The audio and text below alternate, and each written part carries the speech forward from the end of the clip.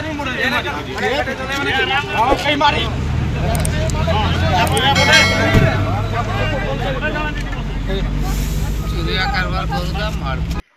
कारबार हब पाइदेला मयूरभंज जिला सुदूर फुलबाणी मयूरभंज जिला को एवं निशा बेपारी सुओ चढ़ला। गत एक वर्ष मध्य करंजिया उपखंड में 12टी एनडीपीएस एक्ट है। तेबे एथि करंजिया उपखंड पुलिस अधिकारी महत्व भूमिका रही जी कि 12टी केस धरवे बेस तत्परता देखाई आज पर्यंत अनवरत जीरो टॉलरेंस जो निशा कारबार को नहीं से विभिन्न समय रखा प्रचेषा कर सीधा सड़क जाना जितेबले कि गतकाली एपरी एक घटना सामना को आसीला एका बेले मयूरभंज जिले में तीन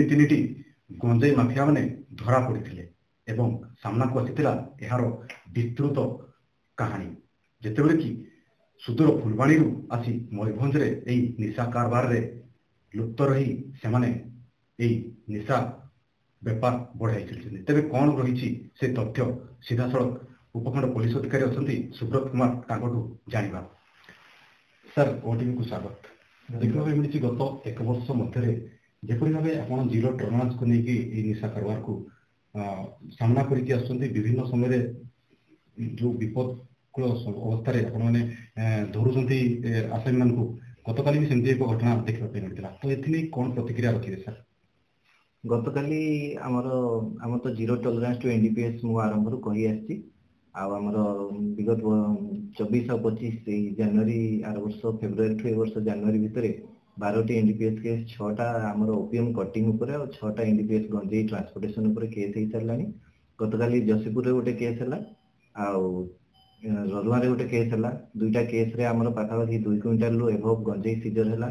6 जन अक्यूज पर्सन अरेस्ट होते प्लस पाखु किसी कैश और डॉक्यूमेंट जहाँ थी सब सीजर करा गाड़ी भी 3टी सीज करा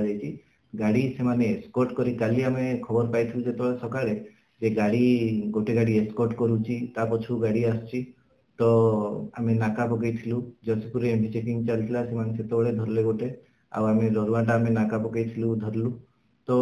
आमर से रूटा आमर ट्रांसपोर्टेशन रूट रही जाउची जो केउंझर साइड रु चढ़ीबोल सिंगड़ा हेकी जसीपुर जाउचंती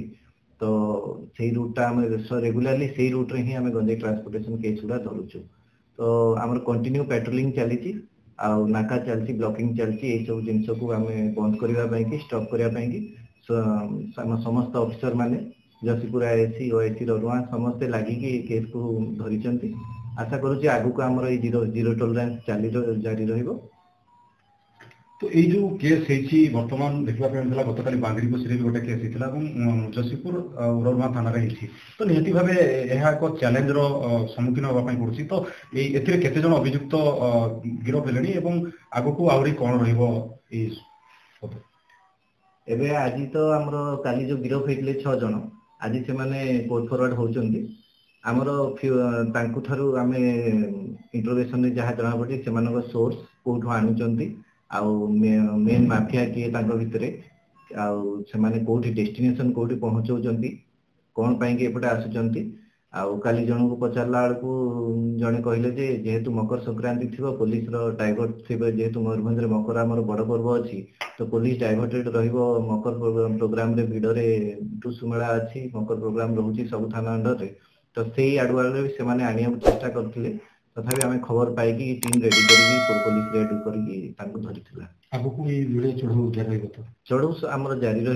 से रूट आउ टे मु ब्लॉकिंग स्ट्रॉन्ग करी आउ सब केस को जीरो टॉलरेंस मोर जारी रह निहती भाव शुणुले जी कि उपखंड पुलिस अधिकारी सुब्रत कुमार सूचना देते कि जपरी जीरो टॉलरेंस एनडीपीएस एक्ट को लेकिन जपरी भाव तत्परता देखा निहती भाव जदि सबू जिले में एपरी तत्परता देखा जाए निहती भाव एनडीपीएस एक्टर परिमाण कमिज करंजिया दीपक महतो।